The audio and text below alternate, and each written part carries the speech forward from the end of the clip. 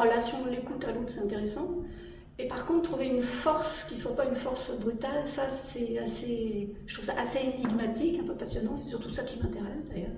Ça demande vraiment j'allais presque dire un non-contrôle de soi, c'est-à-dire un contrôle qui ne soit pas musculaire, qui ne soit pas que volontaire, trouver d'autres sources d'énergie. J'ai appris à gérer mon corps, mes mouvements, par rapport à des forces ou des non-forces justement, c'est-à-dire que j'ai compris que je faisais beaucoup de choses en force et qu'il fallait au contraire écouter l'autre et se laisser porter par l'autre.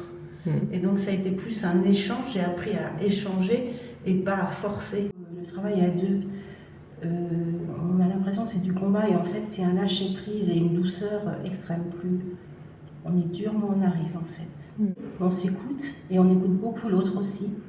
On est vraiment dans une bulle à deux. Le tout chaud, ça m'a permis d'être à l'écoute de moi-même avant de pouvoir être à l'écoute des autres.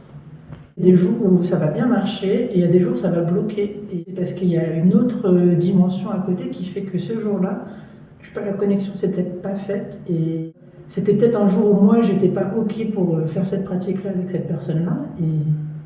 Et puis la fois d'après, cette petite chose, elle s'est envolée et ça se passe bien. Et j'ai appris surtout à écouter l'autre et à aller vers l'autre.